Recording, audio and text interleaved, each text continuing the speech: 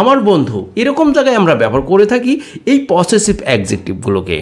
So বন্ধুরা, আমরা কেন এগুলোকে পসেসিভ অ্যাডজেক্টিভ বললাম?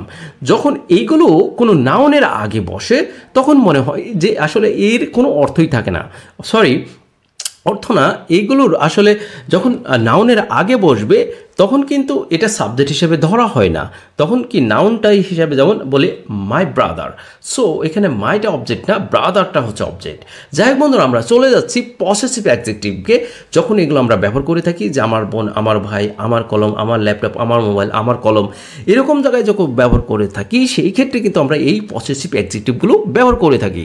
সো বন্ধুরা, প্রথমটা হচ্ছে মাই, MY, মাই মানে আমার, OUR, আওয়ার মানে আমাদের, YOUR, ইয়োর মানে তোমার, YOURS, ইয়োর্স মানে তোমাদের, হিজ, HIS, হিজ মানে তার, এটা ছেলে মেয়ে উভয়ের ক্ষেত্রে ব্যবহার করা হয়।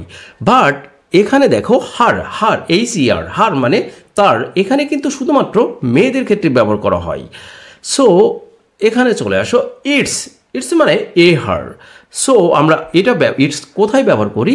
যখন কোনো প্রাণীর ক্ষেত্রে, বস্তুর ক্ষেত্রে আমরা ইটটা ব্যবহার করি তখন কিন্তু যদি বলি এটার, যদি বলি কুকুরটি অনেক ভালো, বাট কুকুরটির স্বভাব চরিত্র অনেক ভালো, সো সেই ক্ষেত্রে কিন্তু যদি বলি এটার নাম, যদি বলি এটার নাম, সো কুকুরটি অনেক ভালো, এটার নাম। অথবা আরও অনেক এক্সাম্পল আছে, আমরা সেদিকে না যাই, সেটা ভিডিওটা অনেক লং হয়ে যাচ্ছে। নেক্সট ওয়ান আছে THEIR, দেয়ার মানে তাদের। সো বন্ধুরা, ভিডিওটা প্রথম থেকে শেষ